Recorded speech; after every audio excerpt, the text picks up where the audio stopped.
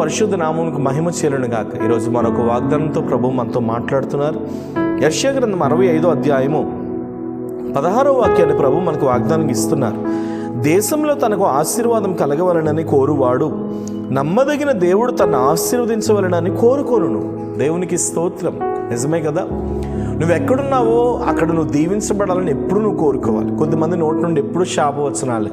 వాళ్ళు ఎలా అయిపోవాలి, వీళ్ళు అలా అయిపోవాలి, వాళ్ళ బ్రతుకులు ఎలా అయిపోవాలి, వాళ్ళ జీవితాలు ఎలా అయిపోవాలని ఎప్పుడు శాపంతో నిండి ఉంటుంది వారి నోరు. కానీ మీరు ఎప్పుడు గుర్తుపెట్టుకోండి, ఒక్క జల నుండి తీయని నీరు చేదు నీరు ఊరుతుందా చెప్పండి? ఒక నీటి బుగ్గలో నుండి తీయని నీరు చేదు నీరు రాగలదా? అలాగే ఒక్క నోట్లో నుండి శాపవచనం ఆశీర్వాదవచనం ఎలా వస్తుంది? కాబట్టి మీరు ఎప్పుడు గుర్తుపెట్టుకోవాలి, మన నోటి నుండి ఎప్పుడు కూడా శాపవచనాలు అనేవి రాకూడదు. ఎందుకంటే తండ్రి తన పిల్లల్ని ఆశీర్వదించినట్లుగా దేవుడు ఎప్పుడు మనల్ని ఆశీర్వదిస్తున్నాడు. ఈరోజు మనం ఈ స్థితిలో ఉన్నాము అంటే అది కేవలం దేవుని ఆశీర్వాదం. అందుకని మీరు ఎప్పుడు గుర్తుపెట్టుకోవాలి, మీ దేశంలో మీరు ఎప్పుడు కూడా ఆశీర్వదించబడాలని కోరుకోవాలి. నేను దీవించబడాలి, నేను ఆశీర్వదించబడాలి, నేను పైకి రావాలి, నా పిల్లలు పైకి రావాలి, నా పరిస్థితులు పైకి రావాలి, నా కుటుంబం పైకి రావాలి అని ఎప్పుడు మనం కోరుకోవాలి.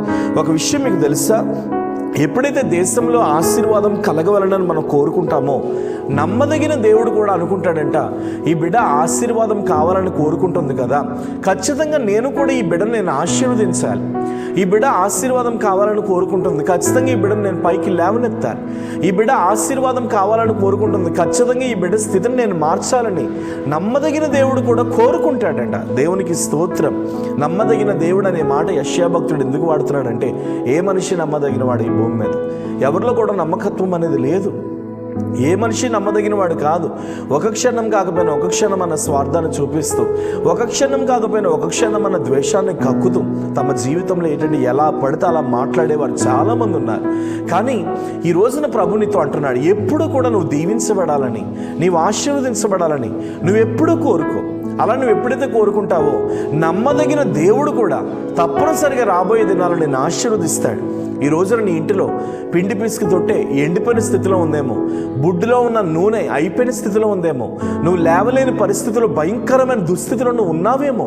కానీ దేవుడు అంటున్నాడు, ఈ వేళ ధైర్యం తెచ్చుకో, నిన్ను లేవనెత్తుటకు నేను నమ్మదగిన దేవుడనై ఉన్నాను, నిన్ను పిలుచుటలో నేను నమ్మదగిన దేవుడై ఉన్నాను, నీకు ఆరోగ్యం ఇచ్చుటలో నేను నమ్మదగిన దేవుడనై ఉన్నాను, నీకు గర్భఫలం ఇచ్చుటలో నేను నమ్మదగిన దేవుడనై ఉన్నాను. ధైర్యం తెచ్చుకోమని ప్రభు మాట్లాడుతున్నాడు. కాబట్టి నమ్మదగిన దేవుడు నీ ఉన్న దేశంలో నిన్ను ఆశీర్వదించాలని కోరుకుంటున్నాడు.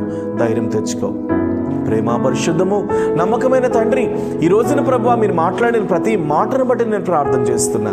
ఇదిగో నీ పిల్లలతో మీరు మాట్లాడిన రీతిని బట్టి వందనాలు.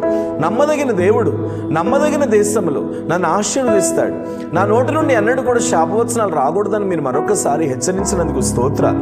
ఎంతమంది ఈ వాగ్దానం చూస్తున్నారు, వారి పిల్లల మీద నీ కృప దిగివచ్చును గాక, వారి కుటుంబాల మీద నీ కృప దిగివచ్చును గాక, వారి బిడలు నీ కొరకు నిలబడుదురు గాక. యేసు నామములో ఉన్నతమైన ప్రభావం వారు చూచుదురుగాక. యేసు నామంలో మీరు వారిని ఆశీర్వదించండి, అనేకులకు దీవెనకరంగా మార్చండి.